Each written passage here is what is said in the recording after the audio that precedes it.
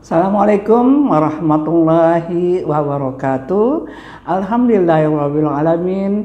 Allahumma sholli ala Muhammad wa ala ali Muhammad. Pada teman-teman, pada hari ini, pada kesempatan ini saya akan memberikan jawaban dari pertanyaan-pertanyaan dari murid-murid saya. Kebetulan pengajian di masa pandemi corona ini libur panjang. Jadi mereka mengirimkan pertanyaan-pertanyaan kepada saya. Ya, kita langsung saja, tapi sebelum saya menjawab pertanyaan, tolong disubscribe dulu. Pertanyaan yang pertama adalah, ini ada pertanyaan dari seorang ibu, tapi tak saya sebutkan namanya. Yang pertama, malam Jumat. Ada yang mengatakan malam Jumat itu seram. Banyak setannya. Itu fakta atau mitos? Ternyata adalah jawabnya lah mitos. Kenapa? Karena malam Jumat dengan malam yang lain itu sama. Hari Senin, Selasa, Rabu, Kamis itu sama. Kalau setan di mana saja juga ada. Di badan kita juga sudah ada juga setan.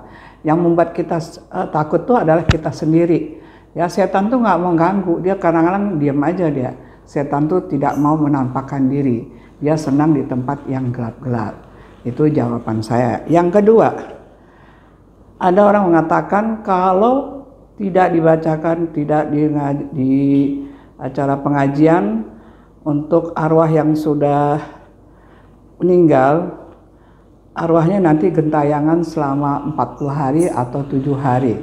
Itu sebenarnya tidak ada ya, karena orang yang sudah meninggal, jenazahnya yang sudah dikubur, setelah 7 langkah orang yang mengantarnya itu pulang, maka datanglah malaikat. 2 malaikat datang, Mungkar dan Nakir, untuk menanyakan atas perbuatannya. Mana bisa dia arwahnya gentayangan. Kalau arwahnya bisa gentayangan, itu semua arwah nanti pada keluar, mau minta kesempatan untuk beribadah lagi, untuk menutupi kekurangannya. Jadi arwah yang gentayangan itu sebenarnya tidak ada. Yang ada adalah setan, ya, setan yang mengganggu kita. Sebenarnya tidak ada itu arwah gentayangan. Jadi jawabnya itu adalah mitos. Berikutnya pertanyaan dari murid saya, apakah wajib kita mengadakan tahlilan? Di dalam agama Islam, mengadakan tahlilan itu hukumnya sunnah. Tidak ada wajib. Bagaimana kalau diwajibkan? Kasihan bagi orang yang miskin. Nah, tahlilan itu kalau di Indonesia ini identik dengan banyak makanan. Kalau kita mau bikin tahlilan, boleh-boleh saja. Dengan pengajian satu keluarga. Kalau kita nggak punya uang, ya satu keluarga saja. Ibu, bapak, anak, saudara, kumpul. Nggak mesti kita harus mengundang orang lain. Tapi kalau kita mau mengadakan tahlilan, kita punya dana, punya biaya, silakan. Tapi itu tidak diwajibkan, hukumnya sunnah. Pertanyaan yang berikutnya yaitu, pengajian atau tajiah itu berapa hari ya sunnahnya, Bu? Tajiah itu atau peringatan untuk orang yang sudah meninggal, pengajian itu hanya 3 hari. Kadang-kadang ada orang bikin 7 hari, 40 hari, tapi itu hanya tradisi. Pertanyaan berikutnya, nggak punya uang, nggak bikin acara 7 hari, dosa nggak ya? Sebenarnya nggak dosa, itu kan hanya tradisi, sunnah hukumnya. Jadi boleh 3 hari saja. Kalau kita bikin untuk keluarga sendiri boleh, nggak mesti kita keluar tetangga, ngajak tetangga. Kalau kita nggak punya dana, nggak ada waktu, kita sekeluarga aja boleh.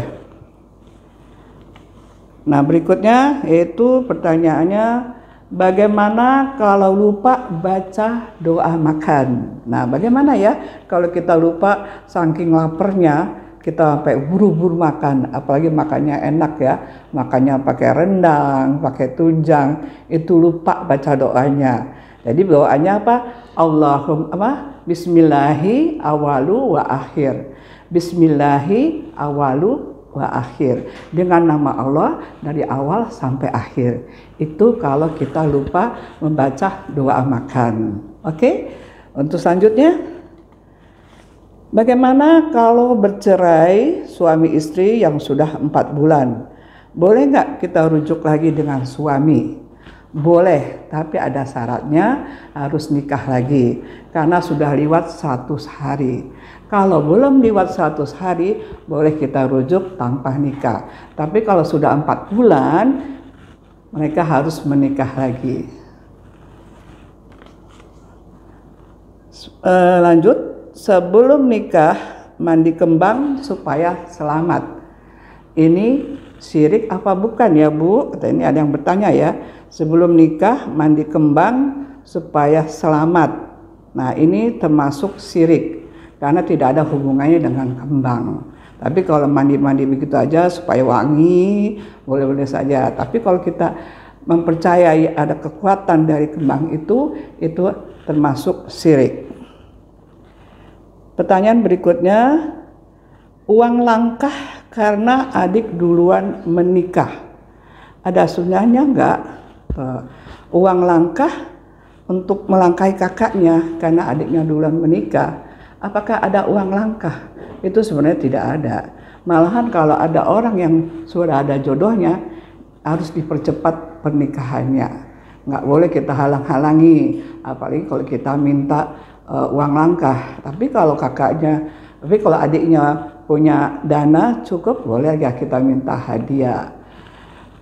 Yang berikutnya, ada pahala nggak kalau ngaji tidak pakai berwudu? Ya, kalau ngaji usahakan berwudu supaya pahala kita ini sempurna. Membaca Al-Quran 1 huruf aja dapat 10 kebajikan kalau kita berwudu. Tetapi kalau kita tidak berwudu, itu kita berkurang nilainya. Jadi berwudulah supaya kita enak, bersih, dapat pahala juga sempurna, 1 huruf dapat 10 kebajikan. Ada lagi yang bertanya, apakah boleh uang zakat atau sedekah untuk orang tua? Zakat itu harus diberikan kepada 8 golongan, tidak termasuk orang tua. Orang tua itu adalah kewajiban seorang anak, apalagi kalau anak itu laki-laki. Jadi dia punya tanggung jawab untuk orang tua. Zakat itu diberikan kepada fakir, miskin, mualaf, itu ada 8 golongan. Ya. Selanjutnya pertanyaan, minta doa orang tua yang sudah meninggal. Boleh nggak ya minta doa sama orang tua yang sudah meninggal? Nah ini ada nih kejadian ya, ada orang yang mau menikah, dia pergi ke kuburan, dia minta doa sama bapaknya atau sama ibunya, Bu tolong restukan saya mau menikah. Orang kalau sudah mati nggak bisa diminta doanya. Yang bisa diminta doanya adalah orang yang hidup. Jadi kita nggak usah minta sama orang yang sudah meninggal. Tugas kita terhadap orang meninggal adalah mendoakan orang tua kita. Kita doakan orang tua kita supaya diampuni dosanya. Mungkin itu saja pertanyaannya, sudah cukup. Dan saya mohon maaf jika ada kekurangan. Wabillahi taufiq wal hidayah. Wassalamualaikum warahmatullahi wabarakatuh.